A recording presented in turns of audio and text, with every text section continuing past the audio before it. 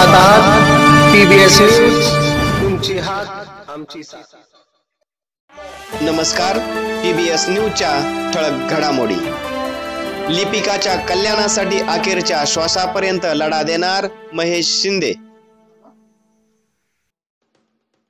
महाराष्ट्र राज्य शासकीय निमशासकीय लिपिक संवर्गीय हक्क परिषदेचे आझाद मैदान मुंबई येथे एल्गार धरणे आंदोलनास राज्यातून जवळपास 10,000च्या वर लिपिक कर्मचारी बांधव उपस्थित होते।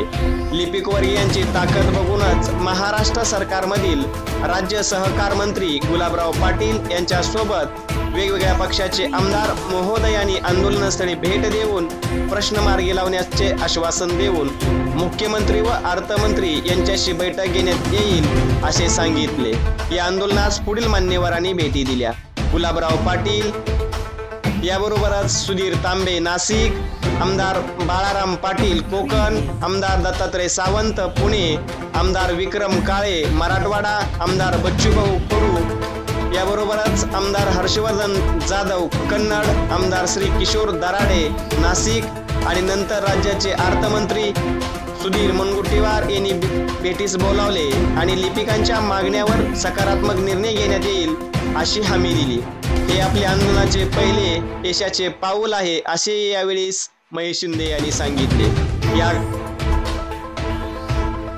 यावेळी निलेश महाशब्दे, रासकर संजय, अध्यक्ष गुडमेटी, माने सुनील राठोड, याबरोबरच राजा भालेराव, निलेश माने, राज्य उपाध्यक्ष संजय कडाळे, फुलगे मॅडम, राजश्री कोंडदेशमुख, ललिता चौधरी, अंबडकर, अमोल पाटील, महेश शिंदे यांनी या आंदोलनास मार्गदर्शन केले। यावेळी या ठिकाणी प्रचंड प्रमाणात लिपिक उपस्थित होते। महाराष्ट्राच्या कानाकोपऱ्यामधून जवळपास 10,000च्या आसपास या ठिकाणी लिपिक उपस्थित होते।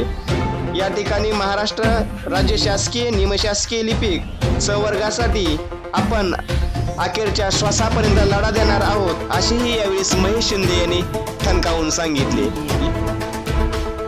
PBS news, Vijay Kumar Chavan.